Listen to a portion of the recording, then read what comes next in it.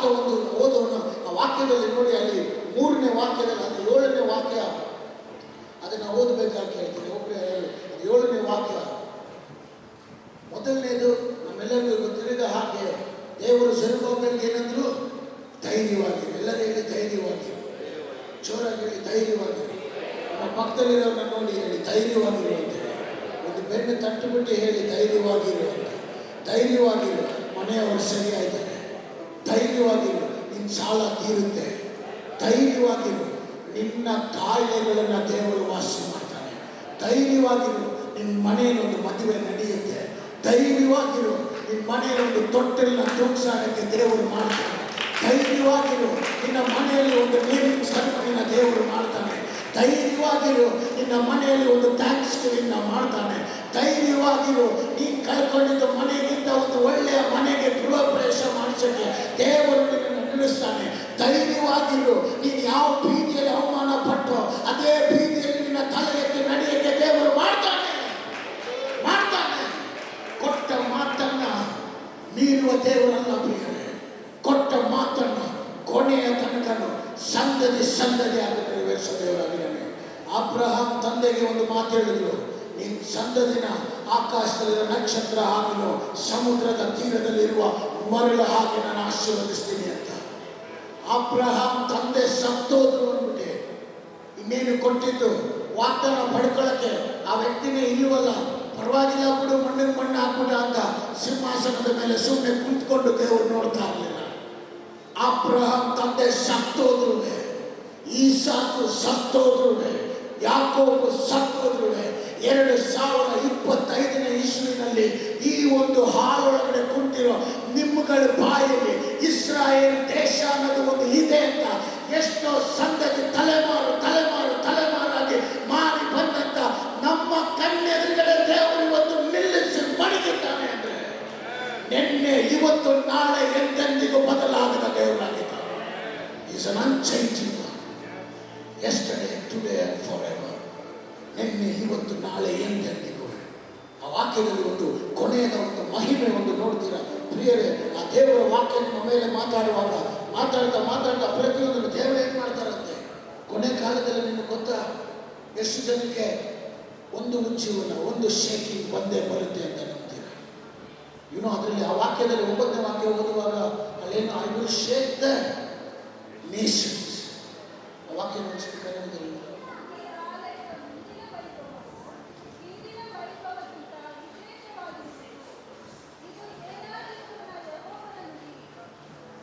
Michael 7ನೇ ವಾಕ್ಯ.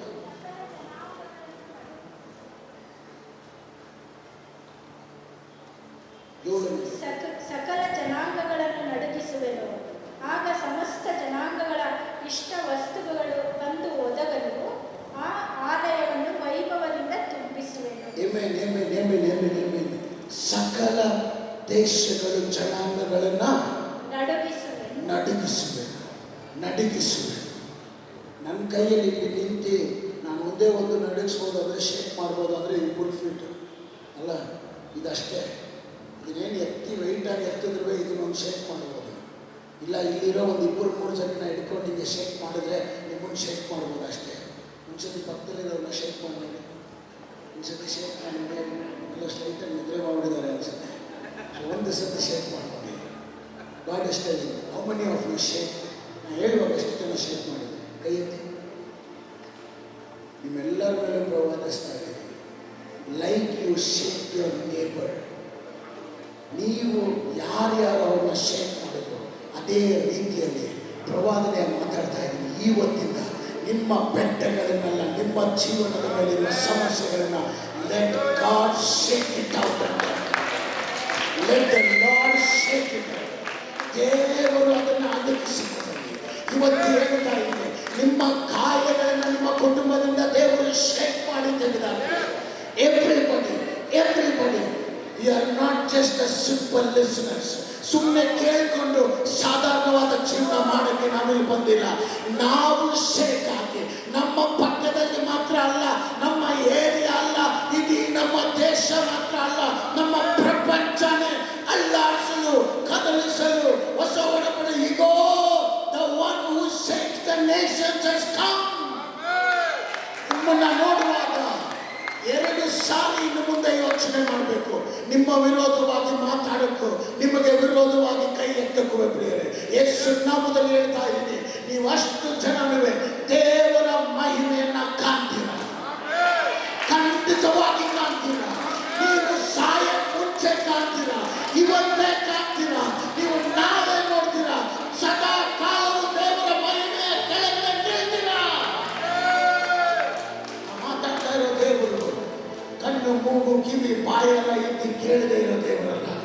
ಕಣ್ಣು ಮೂಗು ಕಿವಿ ಬಾಯಿ ಮಾತಾಡಕ್ಕೆ ಎಲ್ಲರೂ ಕೊಟ್ಟ ದೇವರು ಜೀವಿಸುವ ದೇವರಾಗಿದ್ದಾನೆ. ನನಗೆ ಬಾಯಿ ಕೊಟ್ಟ ದೇವರಿಗೆ ನನ್ನ ಬಾಯಿಂದ ಮಾಡೋ ಪ್ರಾರ್ಥನೆಗೆ ಉತ್ತರ ಕೊಡಕ್ಕೆ ಗೊತ್ತು. ನನಗೆ ಕಿವಿ ಕೊಟ್ಟ ದೇವರಿಗೆ ನನ್ನ ಕೋರಿಕೆಗಳನ್ನ ಕೇಳಿ ಉತ್ತರ ಕೊಡಕ್ಕೆ ಗೊತ್ತು. ನನಗೆ ಕಣ್ಣು ಕೊಟ್ಟ ದೇವರು ಅದು ಎಷ್ಟೇ ಆಕಾಶ ಮಂಡಲ ದೂರದಲ್ಲಿರುವೆ, ನಾನು ಯಾವುದೇ ಮೂಲೆಯಲ್ಲಿ ನಿಂತಿರುವೆ, ನನ್ನನ್ನ ಕಣ್ಣಲ್ಲೇ ಕಣ್ಣಿಟ್ಟು ನೋಡೋದು ಗೊತ್ತಿದೆ. ಅದಕ್ಕಾಗಿಯೇ ಹೇಳ್ತೀನಿ, ನನ್ನ ದೇವರು ಸತ್ತವರ ಮಧ್ಯದಲ್ಲಿಲ್ಲ, ನನ್ನ ದೇವರು ಜೀವಿಸುವಾತನಾಗಿದ್ದಾನೆ, ಜೀವಿಸುವಾತನಾಗಿದ್ದಾನೆ. ಎಲ್ಲೇ ಹೋಗಿ ಏನೇ ಮಾಡಿ ಏನೇ ಆಗಿರಲಿ, ಇವತ್ತು ಈಗಲೇ ಒಂದು ದೊಡ್ಡ ಮಹಿಮೆಯಾದ ಕಾರ್ಯ ದೇವರು ನಿಮ್ಮ ಮೇಲೆ ಮಾಡ್ತಾನೆ. ಐ ಪ್ರೇ ಆ ದೇವರು ಕಮ್. ಒಂದು ದಿನ ಬರುತ್ತೆ ಪ್ರಿಯರೇ, ಇದೇ ಮೈಸೂರು ಪಟ್ಟಣದಲ್ಲಿ ನಿಶ್ಚಯವಾಗ್ಲೂ ಬರುತ್ತೆ, ನಿಶ್ಚಯವಾಗ್ಲೂ ಬರುತ್ತೆ. ನನಗೆ ತುಂಬ ವಯಸ್ಸೇನು ಆಗಿಲ್ಲ, ಯೌವನಸ್ಥನಾಗಿ ಇದ್ದೀನಿ. ಖಂಡಿತ ನನ್ನ ಕಣ್ಣು ಸಾಯಕ್ಕೆ ಮುಂಚೆ ನೋಡ್ತೀನಿ ಮೈಸೂರು ಪಟ್ಟಣ ದೇವರು ಶೇಕ್ ಮಾಡಿದ್ದೀನಿ, ಕರ್ನಾಟಕ ರಾಜ್ಯನ ಶೇಕ್ ಮಾಡಿದ್ದೀನಿ, ನನ್ನ ಭಾರತ ದೇಶನ ಶೇಕ್ ಮಾಡಿದ್ದೀನಿ. ನನ್ನ ಭಾರತ ದೇಶದಲ್ಲಿ ಮೂಲೆ ಮೂಲೆಯಿಂದ ಯೌವನಸ್ಥರು, ಚಿಕ್ಕ ಮಕ್ಕಳು, ದೊಡ್ಡವರು ಎಲ್ಲರೂ ಎತ್ತಿ ಬರುವುದನ್ನು ನನ್ನ ಕಣ್ಣುಗಳು ಕಂಡೇ ಕಾಣುತ್ತೆ. ಎಲ್ಲ ಮುಗೀತು ಅಂತ ಯಾರು ಹೇಳ್ತಾರೋ ಅವ್ರ ಹತ್ರ ಹೋಗ್ಬಿಟ್ಟು ಒಂದು ವಿಷಯನ ನೆನಪಿಸಿ, ಎಲ್ಲ ಮುಕ್ತಾಯದಲ್ಲೇ ಒಂದು ಹೊಸ ಆರಂಭ ಕೊಡುವ ದೇವರು ನನ್ನ ದೇವರು. In my end my God is able to give me a beginning ಅಂತ. ದ ಲೇಟರ್ ಡೇಸ್, ಕೊನೆಯ ಕಾಲ, I will shake the nations. ಅದಕ್ಕೆ ಇರೋದಿಲ್ಲ, ಯಾರು ಏನೇ ಮಾಡಲಿ, ಯಾರಾದರೂ ಬಂದು ನಮ್ಮನ್ನು ಆಳ್ವಿಕೆ ಮಾಡಲಿ, ನಾನು ನಮ್ಮ ಒಳ್ಳೆಯದಕ್ಕೆ ಯಾವಾಗಲೂ ಇದನ್ನು ಹೇಳ್ತೀನಿ, ಯಾರಾದರೂ ಗೆದ್ಕೊಂಡು ಯಾರಾದರೂ ಬಂದು ಆಳ್ವಿಕೆ ಮಾಡಲಿ, ನಮ್ಮ ನಂಬಿಕೆ ದೇವರಿಗೆ ಸ್ಥಿರವಾಗಿದೆ ಅಂದರೆ ಅಷ್ಟು ಸಾಕು. ಈ ರೀತಿ ಇನ್ನೊಂದು ವಿಷಯ ಹೇಳ್ತೀನಿ ಕೇಳಿ. ಇಸ್ರಾಯೇಲ್ ಜನರು ಬಾಬಿಲೋನ್ ಸಾಮ್ರಾಜ್ಯದ ಕೆಳಗಡೆ 70 ವರ್ಷ ಕಾಲ ಗುಲಾಮರಾಗಿರುವಾಗ ಏನಾಯ್ತು ಗೊತ್ತಾ? ನೆಬೂಕದ್ನೆಚ್ಚರ್ ಎಷ್ಟು ಜನಕ್ಕೆ ಗೊತ್ತು? ಎಷ್ಟು ಕ್ರೂರವಾದ ಒಂದು ವ್ಯಕ್ತಿ ಗೊತ್ತಾ? ನೆಬೂಕದ್ನೆಚ್ಚರ್ ಎಷ್ಟು ಕ್ರೂರವಾದ ಒಂದು ವ್ಯಕ್ತಿ ಅಂದರೆ, ಆ ವ್ಯಕ್ತಿ ಜನ ಅವರು ಮಾಡಿದ ವಿಗ್ರಹನ, ಅವರ ಶೆಲೆನ, ಅವರ ಒಂದು ವಿಗ್ರಹನ ಅಟ್ಟು ಬೀಳಿಲ್ಲ ಅಂದರೆ ತೆಗೆದವ್ರನ್ನ ಬೆಂಕಿಗೆ ಹಾಕೋಣಕ್ಕೂ ಎದುರ್ಕೊಳ್ಳದೆ ಇರುವಂಥ ಒಂದು ಕ್ರೂರವಾದ ರಾಜನಾಗಿದ್ದ. ಗೊತ್ತಿದ್ದ ಅದೆಲ್ಲರಿಗೂ. ಒಂದು ವ್ಯಕ್ತಿ, ಒಂದು ಮನುಷ್ಯತ್ವನೇ ಇಲ್ಲದೆ ಇರೋ ಒಂದು ವ್ಯಕ್ತಿ, ಸಿಂಹದ ಗುಹೆ ಒಳಗಡೆ ಇರುವ ಒಂದು ವ್ಯಕ್ತಿನ ತೆಗೆದು ಎತ್ತಿ ಸಾಯಿಸಕ್ಕೆ ಸಿದ್ಧನಾಗಿದ್ದ. ಆ ಥರ ಒಂದು ಕ್ರೂರವಾದ ರಾಜ ನಾನೇ ದೇವರು ಅಂತ ಹೇಳಿಕೊಂಡು ಒಂದು 60 ಅಡಿ ಎತ್ತರದಲ್ಲಿ ಚಿನ್ನದಲ್ಲಿ ತನ್ನನ್ನ ತಾನೇ ಒಂದು ಸೆಲೆ ಮಾಡಿ ಜನ ಎಲ್ಲ ಅಡ್ಡ ಬೀಳಬೇಕು, ಬೀಳಿಲ್ಲ ಅಂದ್ರೆ ಅವನ್ನೆಲ್ಲ ಸಾಯಿಸು ಅಂತ ಹೇಳುವುದಲ್ಲ, ಅಂತ ಒಂದು ಆಜ್ಞೆ ಮಾಡೋದಕ್ಕೂ ಅವ್ರ ಅನುಮತಿ ಕೊಟ್ಟಂತ ಒಂದು ರಾಜನಾಗಿದ್ದ. ಯಾರು ಎದುರಿಸಕ್ಕಾಗಲಿಲ್ಲ. ಬಾಬಿಲೋನ್ ಸಾಮ್ರಾಜ್ಯ ಅಷ್ಟು ದೊಡ್ಡ ಬಲವಾದ ಸಾಮ್ರಾಜ್ಯವಾಗಿತ್ತು. ಆದರೆ ಇವನು ವಾಟ್ ಹ್ಯಾಪನ್, ಏನಾಯ್ತು ಗೊತ್ತಾ? ನೆಬೂಕದ್ನೆಚ್ಚರ್ ರಾಜ ಏನೋ ಅವ್ರ ಊರು ಜನದ ಮೇಲೋ ಬೇರೆ ಯಾರ ಮೇಲೋ ಆಳ್ವಿಕೆ ಮಾಡ್ತಾ ಇರೋ ತನಕ ಬದುಕ್ತಾ ಇದ್ದ ಮನುಷ್ಯ. ಯಾವಾಗ ದೇವ್ರ ಮಕ್ಕಳ ಮೇಲೆ ಕೈ ಇಟ್ಟು ಸಾಮ್ರಾಜ್ಯನ ಎತ್ತಿಸ್ಬಿಟ್ಟು ದೇವರು ಬಾಬಿಲೋನ್ ಸಾಮ್ರಾಜ್ಯನೇ ಮುಗಿಸ್ಬಿಟ್ಟು ಪರ್ಷಿಯ ರಾಜನ ಬಾಬಿಲೋನ್ ಒಳಗೆ ಬಿಟ್ಟು ನೆಬೂಕದ್ನೆಚ್ಚರ್ ಆಳಿಗೆ ಅವರ ಸಿಂಹಾಸನನ ದೇವರು ಶೇಕ್ ಮಾಡಿ ತೆಗೆದುಬಿಟ್ರು. ತನ್ನ ಮಕ್ಕಳನ್ನ ಬಿಡುಗಡೆ ಮಾಡಕ್ಕೆ, ಇಸ್ರಾಯೇಲ್ ಜನರನ್ನ ಗುಲಾಮಿತನದಿಂದ ಹೊರಗಡೆ ತರಕ್ಕೆ ಒಂದು ಸಾಮ್ರಾಜ್ಯನೇ ದೇವರು ಮುಗಿಸ್ಬಿಟ್ರು ಪ್ರಿಯರೇ. ಆ ರಾಜನ ಹೆಂಡಕ್ಕಾಗಿ ಇನ್ನೊಂದು ರಾಜನ ಕರ್ಕೊಂಡು ಬಯಸ್ತೀನಿ ಅಂದ್ರೆ ನಿಮಗಾಗಿನೂ ನನಗಾಗಿನೂ ಆಲೋಚನೆ ಮಾಡಿ ಚಿಂತಿಸುವ ದೇವರಾಗಿದ್ದಾನೆ. ಅವರು ಸುಮ್ಮನೆ ಸಿಂಹಾಸನದ ಮೇಲೆ ಕುಂತಿ ಒಂಥರ ಏನು ಎಂಜಾಯ್ಮೆಂಟ್ ನೋಡುವಂತ ಒಂದು ದೇವರಲ್ಲ. God is not sitting there on the throne quietly. He is just waiting that your faith will reach to that level to release the anointing. ಅಲ್ಲಿ ಕುಂತ್ಕೊಂಡು ಕಾಯ್ತಾ ಇದ್ದಾರೆ. ನಾನು ನೀವು ಎಲ್ಲರೂ ಬೇಡುವಂತ ನಮ್ಮ ವಿಶ್ವಾಸ ಅಲ್ಲಿ ಬಂದು ಮುಟ್ಲಿ ಅಂತ ಕಾಯ್ತಾ ಇದ್ದಾರೆ. ಇಮ್ಮಿಡಿಯೇಟ್ ಆಗಿ ಎತ್ತಿ ಬಂದು ತಪ್ಪಂತ ನಮ್ಮನ್ನು ಆಶೀರ್ವದಿಸುತ್ತೆ. ಆ ತಕ್ಷಣವೇ ಆಶೀರ್ವದಿಸುತ್ತಾನೆ. ದೇವರೊಂದು ಕಾರ್ಯ ಮಾಡಕ್ಕಿದ್ದಾನೆ. ಪ್ರಿಯರೇ, ಇವತ್ತು ಒಂದೇ ಒಂದು ವಿಷಯ ಹೇಳ್ತೀನಿ. ಯಾರೇ ಏನೇ ಇದ್ರು, ಎಂಥ ಎಂಥ ಜನನೇ ಬಂದಿದ್ರು, ಯೇಸು ನಾಮದಲ್ಲಿ ಹೇಳ್ತೀನಲ್ಲ, ನಿಮ್ಮ ನಂಬಿಕೆ ಯೇಸು ಕ್ರಿಸ್ತನಲ್ಲಿ ದೃಢವಾಗಿ ಸ್ಥಿರವಾಗಿ ಇತ್ತು ಅಂದ್ರೆ ನಿಮ್ಮನ್ನ ಶೇಕ್ ಮಾಡಕ್ಕೆ ಒಬ್ಬರ ಕೈಯಲ್ಲೂ ಆಗುದಿಲ್ಲ. ನಿಮ್ಮ ಬಲಗಡೆ 10,000 ಬಂದ್ರು, ನಿಮ್ಮ ಎಡಗಡೆ 14,000 ಬಂದ್ರು ನಿಮ್ಮನ್ನ ಮುಟ್ಟಕ್ಕೆ ಸಾಧ್ಯ ಇಲ್ಲ. ಅದಕ್ಕಾಗಿನೇ ಇಂಥ ಒಂದು ದೇವರನ್ನ ನಂಬಿಕೆಯಲ್ಲಿ ಇಟ್ಟಿರುವ ಒಂದು ವ್ಯಕ್ತಿ ಯಾರೇ ದಾವೀದ ರಾಜ ಜೀವನದಲ್ಲಿ ಎಷ್ಟು ಯುದ್ಧಗಳು ಮಾಡಿದಂತ ಒಂದು ರಾಜ ಗೊತ್ತಾ? ಇಸ್ರಾಯೇಲ್ ದೇಶನ ಒಂದು ಒಳ್ಳೆ ಗೌರವಕ್ಕೆ ಒಂದು ಹೆಸರಿಗೆ ತಂದು ನಿಲ್ಲಿಸಿದಂತ ರಾಜ ಏನಂತ ಗೊತ್ತಾ? ಅವ್ರು ಹೇಳಿದ ಒಂದೇ ಮಾತು, ಅಷ್ಟೇ ಜನರನ್ನ ಕೊಲೆ ಮಾಡಿ ನಿಂತು ಬಂದ ರಾಜ. ಅಷ್ಟೆಲ್ಲ ನೋಡ್ಬಿಟ್ಟು ಆ ವ್ಯಕ್ತಿ ಒಂದು ಮಾತಂತಾನೆ. ಮೊದಲನೇ ಮಾತು, ನನ್ನ ಲೈಫ್ ಟೈಮಲ್ಲಿ ನಾನು ಎಷ್ಟು ಯುದ್ಧ ನೋಡಿದ್ದೀನಿ, ಎಷ್ಟು ದೇಶಗಳಿಗೆ ಹೋಗಿದ್ದೀನಿ, ಎಷ್ಟು ಜನಗಳು ನೋಡಿದ್ದೀನಿ, ಇವತ್ತಿನ ತನಕ ಬೀದಿಯಲ್ಲಿ ದೇವರು ನಮ್ದವ್ರು ಯಾರು ಭಿಕ್ಷೆ ಎತ್ತಿದ್ದು ನಾನು ನೋಡಿಲ್ಲ ಅಂತ ಹೇಳಿದ್ರು. ಅಂದ್ರೆ ದೇವರು ಬೀದಿ ಹುಟ್ಟಿದ್ದು ನಾನು ನೋಡಿಲ್ಲ ಅಂತ ಹೇಳಿದ್ರು. ಮೊದಲನೇದು. ಎರಡನೇದು ಏನು ಅಂತ ಹೇಳಿದ್ರು, by him I can leap over a wall. ಅವರ ಕೃಪೆಯಿಂದ ದಯೆಯಿಂದ ನಾನು ನಂಬೋ ದೇವರಿಂದ 1,000 ಜನನ ನಾನು ದಾಟಿ ಹೋಗೋಕ್ಕೂ ಆಗುತ್ತೆ, ಒಂದು ದೊಡ್ಡ ಗೋಡೆನ ದಾಟಿ ಬರೋಕ್ಕೂ ನನ್ನ ಕೈಯಲ್ಲಿ ಆಗುತ್ತೆ ಅಂತ. Where does the strongness maintain? ಧೈರ್ಯವಾಗಿರುವಂತ ಹೇಳೋ ಅರ್ಥ ಏನಂದ್ರೆ ಪ್ರಿಯರೇ, ಇವತ್ತು ನಿಮ್ಮನ್ನ ನೋಡಿ ಧೈರ್ಯವಾಗಿರುವಂತ ದೇವರು ಹೇಳ್ತಾ ಇದ್ದಾರೆ ಅಂದ್ರೆ ಏನು ವಿಷಯದಲ್ಲಿ? ನಿಮ್ಮ ಒಳಗಡೆ ಇರುವವನು ನಿಮ್ಮ ಕಾರ್ಯ ಎಲ್ಲ ಮುಗಿಸಿದ್ದಾನೆ. ನಾನು ನಿಮಗೆ ಮಾತಾಡ್ತಾ ಇಟ್ ಇಸ್ ಫಿನಿಶ್ಡ್ ಅಂತ ಒಂದು ವರ್ಡ್ ಯಾರಿಗೂ ದೇವರು ಹೇಳ್ತಾ ಇದ್ದಾರೆ. ಅದು ಮುಗೀತು ಅಂತ ಹೇಳ್ತಾ ಇದ್ದಾರೆ. ಮುಗೀತು. It's an end.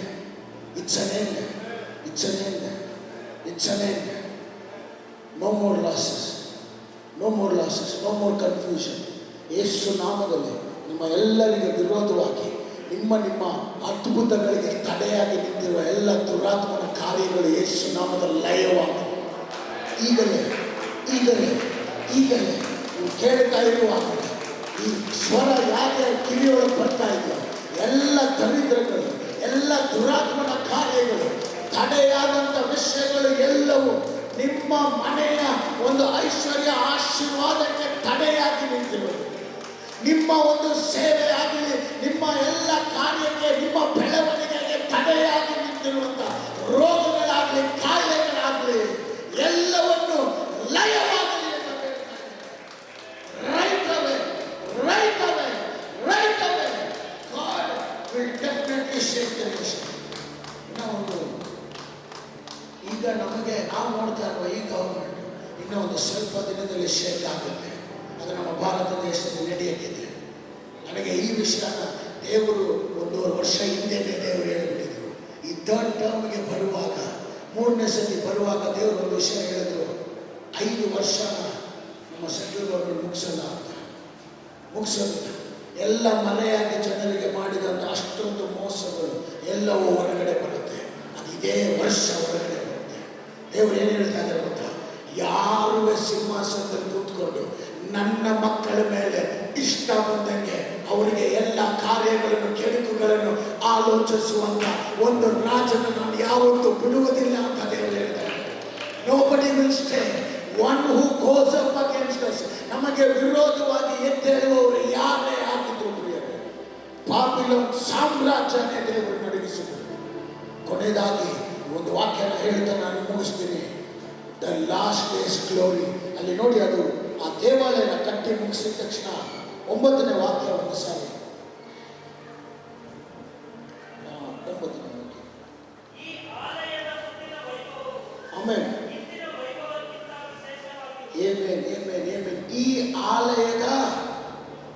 ಮುಂದಿನ ವೈಭವವು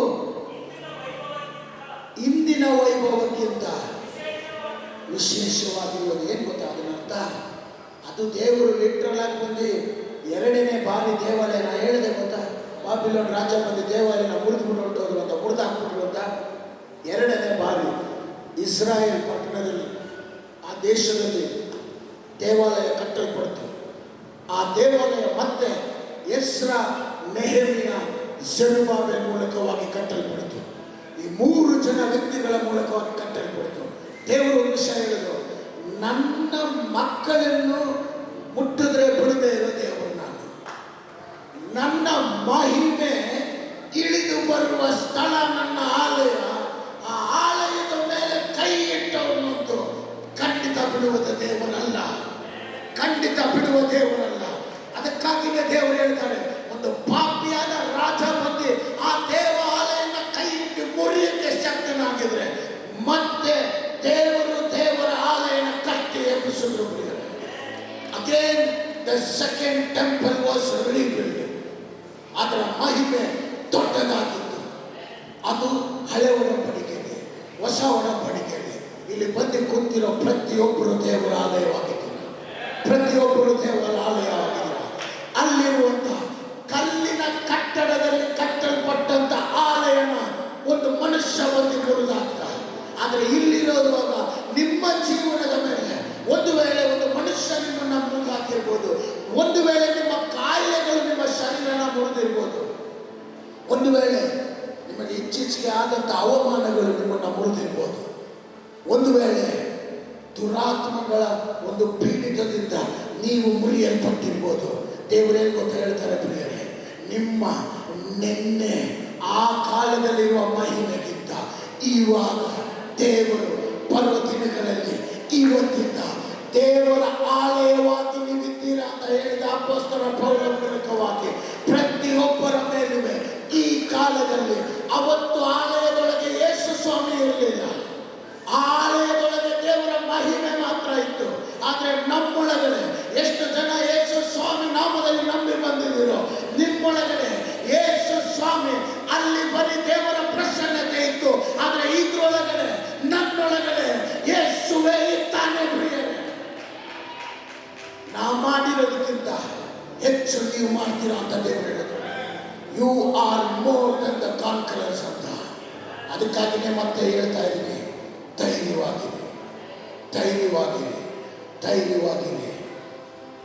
ಒಂದು ಸಮೀಪದಲ್ಲಿ ಒಂದು ಅದ್ಭುತ ನೀವು ನೋಡ್ತೀರಾ ಸಿಸ್ಟರ್. ನಿಮ್ಮ ಕುಟುಂಬ ವಿಚಾರವಾಗಿ, ಆರೋಗ್ಯ ಕಾರ್ಯಗಳಲ್ಲಿ, ನಿಮ್ಮ ಆರ್ಥಿಕವಾದ ಸಮಸ್ಯೆಗಳ ವಿಚಾರವಾಗಿ ಒಂದು ಸೇವೆ ನೋಡ್ತಾ ಇದ್ದೀನಿ. ಒಂದು ಆಸೆ, ಒಂದು ಭಾರ, ತುಂಬ ಬೇಗನೆ ದೇವರು ಅದನ್ನು ಕಟ್ಟಕ್ಕಿದ್ದಾನೆ. ದೇವಾಲಯ ಮುರಿಯಲ್ಪಟ್ಟಿದ್ದು, ಆದರೆ ನಾವು ಮುರಿದ ಪರಿಸ್ಥಿತಿಯಲ್ಲಿ ಬಿಡಲಿಲ್ಲ ಅಂತ ದೇವರು ಹೇಳ್ತಾರೆ. ಅದು ಮತ್ತೆ ಕಟ್ಟಲ್ಪಟ್ಟಿದ್ದು. ಕುಳಿತು ತುಂಬ ಆಳೋ ಥರ ನೋಡ್ತಾ ಇದ್ದೀವಿ. ಒಂದು ಪ್ರಾರ್ಥನೆಯನ್ನು ಕಣ್ಣೀರಿಲ್ಲದೆ ನೀವು ಹೋಗೋದಿಲ್ಲ.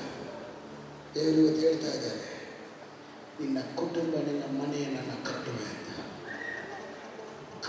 ಯೇಸು ಸ್ವಾಮಿನ ನಂಬಿ ನೀನು ಏನು ಮಾಡಿದೆ, ಏನಾಯಿತು ಅಂತ ಜನ ಮಾತಾಡುವ ಜನ ಇದ್ದಾರೆ. ಇಷ್ಟು ದೇವರು ದೇವರು ದೇವರು ದೇವರು ಅಂತ ಹೋಯ್ತೀಯಲ್ಲ, ಪ್ರಾರ್ಥನೆ ಪ್ರಾರ್ಥನೆ ಅಂತ ಮಾಡ್ತೀಯಲ್ಲ ಅಂತ. ಇದೆಲ್ಲರೂ ಮಾಡೋದ್ರಲ್ಲೂ ನಿನಗೇನು ನಡೆದಿಲ್ವಲ್ಲ ಅಂತ ದೇವರೊಂದು ಮಾತು ಹೇಳಿದ್ದಾರೆ. ಮೇ ತಿಂಗಳಲ್ಲಿ ಒಂದು ಸೆಟಲ್ಮೆಂಟ್ ಥರ ಏನೋ ಒಂದು ವಿಷಯ ನೋಡ್ತಾ ಇದ್ದೀನಿ. ಒಂದು ದಿಢೀರಂತ ಸಿಸ್ಟಮ್, ನೀವು ಇರೋ ಪರಿಸ್ಥಿತಿಯಿಂದ ದೇವರು ಕಂಪ್ಲೀಟಾಗಿ ಚೇಂಜ್ ಮಾಡ್ತಾರೆ. ಒಂದು 6 ರಿಂದ 7 ವರ್ಷ ತನಕ ಒಂದು ಪ್ರಾರ್ಥನೆ ಕೋರಿಕೆಯನ್ನು ನೋಡ್ತಾ ಇದ್ದೀನಿ. ಸುಮಾರು ವರ್ಷಗಳಿಂದ ನಡೀದೇ ಇರುವ ಒಂದು ಪ್ರಾರ್ಥನೆ ಕೋರಿಕೆ. ಅದಕ್ಕೆ ತಡೆಯಾಗಿರುವಂಥ ಎಲ್ಲ ದುರಾತ್ಮನ ಕಣ್ಣುಗಳನ್ನು, ಜನರ ಕಣ್ಣುಗಳನ್ನು ಲಯ ಮಾಡ್ತಾ ಇದೆ. ವ್ಯಕ್ತಿಗಳಿಂದ ವಸ್ತುಗಳು, ಹಣಗಳು, ಅನೇಕ ಕಾರ್ಯಗಳು ಕಳ್ಕೊಂಡಿದ್ದೀರ. ಪ್ರೀತಿ ಮಾಡಿದ್ದು ಯಾವುದೂ ನಿಮ್ಮನ್ನು ಸ್ಥಿರವಾಗಿ ನೀವು ನಂಬಿ ನೀವೆಲ್ಲರನ್ನೂ ಚೆನ್ನಾಗಿ ನೋಡ್ಕೊಂಡೆ, ಆದರೆ ನಿಮ್ಮನ್ನು ಯಾರು ನೋಡೋರಿಲ್ಲ ಅಂತ ದೇವರು ಹೇಳ್ತಾರೆ. ದೇವರೊಂದು ವಿಷಯ ಹೇಳ್ತಾ ಇದ್ದಾರೆ, ನಿಮ್ಮೊಳಗಡೆ ಇರುವ ನನ್ನ ಆತ್ಮ ದೊಡ್ಡದು ಅಂತ ದೇವರು ಹೇಳ್ತಾರೆ. ಇಲ್ಲಿಂದ ಹೋಗುವಾಗಲೇ ನಿಮ್ಮ ಪರಿಸ್ಥಿತಿ ಮನೆಯಲ್ಲಿ ಬದಲಾವಣೆ ಇದೆ. ನಿಮ್ಮ ಮನೆಯಲ್ಲಿರುವ ನಿಮಗೆ ದೇವರು ಕೊಟ್ಟಂಥ ಕುಟುಂಬ, ಈ ಕಾರ್ಯಗಳು, ನಿಮಗೆ ಸಂಬಂಧಪಟ್ಟವರು ಯಾರ್ಯಾರಿದ್ದಾರೆ ಎಲ್ಲರ ಮುಂದೆ ಈ ಮೇ ತಿಂಗಳಲ್ಲಿ ಒಂದು ಒಳ್ಳೆಯ ಕಾರ್ಯ ಆಗಬೇಕಿದೆ. ಆ ತಿಂಗಳು ನಿಮಗೂ ನಿಮ್ಮ ಮನೆಯವ್ರಿಗೂ ಯಾರಿಗೂ ವಿಶೇಷವಾದ ಒಂದು ವಿಷಯ ನಡೆಯೋಕ್ಕೆ ದೇವರ ಕಾರ್ಯ ನಡೆಸಿ ಮುಗಿಸ್ತಾರೆ. ಧೈರ್ಯವಾಗಿರಿ. ನೋಡಿದಾಗ ಜೆರುಬ್ಬಾಬೆಲ್ ಧೈರ್ಯವಾಗಿರುವಂಥ ಪ್ರಾರ್ಥನೆಗೆ ಅಂತಲೇ ಜಾಸ್ತಿ ಹೋಗ್ತೀರ ಅನ್ಸುತ್ತೆ. ಹೊರಗಡೆ ಎಲ್ಲರೂ ಮನೆ ಪ್ರೇಯರ್ ಏನಾದ್ರು ಪ್ರೇಯರ್ ಮಾಡಿಸ್ತಾರೆ. ಚಿಕ್ಕ ಸೇವೆ ಥರ ನಿಮ್ಮದೇ ಆದ ಮಾಡ್ತಾ ಇಲ್ಲ. ಅಂದರೆ ನಿಮ್ಮ ಮೇಲೆ, ನಿಮ್ಮ ಸೇವಕರ ಮೇಲೆ ಇರುವಂಥ ಆ ಕೃಪೆ ನೋಡ್ತಾ ಇದೆ. ದೊಡ್ಡದಾಗಿಲ್ಲ ಅಂದರೂ ಸಿಸ್ಟರ್, ಒಂದು ವಿಷಯ ಹೇಳ್ತೀನಿ, ನೀವು ಅನೇಕರಿಗೆ ಪ್ರಾರ್ಥನೆ ಮಾಡಿ ಅದ್ಭುತಗಳು ನಡೆದಿದೆ, ಆ ಟೆಸ್ಟ್ ಮನೆಗಳಿದೆ. ಆದರೆ ಏನೊಂದು ಎಲ್ಲರ ಮುಂದೆ ಆಗದೆ ಇರೋದ್ರಿಂದ ಅದು ಯಾರಿಗೂ ಗೊತ್ತಿಲ್ಲ ಅಷ್ಟೇ. ಇವತ್ತೊಂದು ವಿಷಯ ಹೇಳ, ಆ ಪ್ರಾರ್ಥನೆಯಲ್ಲಿ ದೇವರು ಮಹಿಮೆಯಾದ ಕಾರ್ಯ ಮಾಡಿದ್ದಾನೆ. ಎಡಬಿಡದೆ ಇನ್ನು ಮುಂದೆನೂ ಒಂದು ಹೊಸದಾದ ಬಲವಾದ ಒಂದು ಅಭಿಷೇಕ ದೇವರು ನಿಮ್ಮ ಮೇಲೆ ಕೊಡಕ್ಕಿದ್ದಾನೆ. ಅದು ಈಗಲೇ ನಿಮ್ಮ ಆತ್ಮದವರು ಬರ್ತಾನೆ. ಈಗ ದರಿದ್ರಗಳಾಗಲಿ, ಮಾಟ ಮಂತ್ರಗಳಾಗಲಿ, ದೆವ್ವಗಳು ಪೀಡಿತ ಹಿಡಿದವರಿಗೆ ಬಿಡಿಸುವ ಕಾರ್ಯ ತನಕ ದೇವರು ನಿಮ್ಮನ್ನು ಅಭಿಷೇಕಿಸ್ತಾರೆ. ಒಂದು 9 ವರಗಳ ಕ್ರಿಯೆಗಳು ನಿಮ್ಮೊಳಗೆ ಓಪನ್ ಆಗೋದನ್ನು ನೋಡ್ತಾ ಇದ್ದೀನಿ. ನಿಮ್ಮ ಅನ್ಯ ಭಾಷೆಯಲ್ಲಿ ದೇವರು ಇನ್ನೂ ಹೆಚ್ಚಿಸ್ತಾನೆ, ಇನ್ನೂ ಮಹಿಮೆ ಪಡಿಸ್ತಾನೆ. ನೀವು ಏನೇ ಕುಟುಂಬ ಕಾರ್ಯಗಳಿರೋ ಮಧ್ಯದಲ್ಲೂ ನೀವು ನಂಬೋದಿದೆ, ದೇವರು ನೋಡ್ಕೋತಾನೆ. ಪ್ರಾರ್ಥನೆ ಮಾಡಿದ್ದೀನಿ ಅಂತ ಧೈರ್ಯವಾಗಿ ದೇವರು ದೊಡ್ಡ ಕಾರ್ಯ ಮಾಡೋಕ್ಕಿದ್ದಾನೆ. ಆಮೇಲೆ ನಿಮಗೆ ನಿಜವಾಗಲೂ ಒಂದು ಬಿಡುಗಡೆ, ನಿಜವಾಗಲೂ ಬಿಡುಗಡೆ. ನಾನು ಆಗಲೇ ಪ್ರಸನ್ನ ಮಾಡೋಕ್ಕೆ ಶುರು ಮಾಡ್ತಾ ಇರುವಾಗಲಿಂದಲೇ ನಿಮ್ಮ ಬಗ್ಗೆ ಹೇಳ್ತಾ ಇದ್ದರು. ನಾನು ತುಂಬ ಅವಾಗಲಿಂದ ರಿಸರ್ಚ್ ಮಾಡ್ತಾ ಇದ್ದೆ, ದೇವ್ರ ವಾಕ್ಯ ಹೇಳ್ಬಿಡೋಣ ಆಮೇಲೆ ಹೇಳೋಣ ಅಂತ. ಅಂದರೆ ತಡ್ಕೊಳ್ಳೋಕ್ಕಾಗಲಿಲ್ಲ. ಏನು ಮುಗಿಸ್ತಾ ಇದ್ದೀನಿ. ದೇವರು ಕಾರ್ಯ ಮಾಡ್ತಾರೆ, ದೇವರು ಮಹಿಮೆಯಾಗಿ ನಿಲ್ಲಿಸ್ತಾರೆ. ಚಿಂತೆ ಪಡಬೇಡಿ. ಸಾಕ್ಷಿಗಳು ಹೇಳಕ್ಕೆ ನಿಲ್ಲೋ ಒಂದು ಕಟ್ಟದಲ್ಲಿ ನೀವು ಬರ್ತಾ ಇದ್ದೀರ. ಸಾಕ್ಷಿಗಳು ಕೊಡೋಕ್ಕೆ ಒಂದು ಹುಡುಗಿ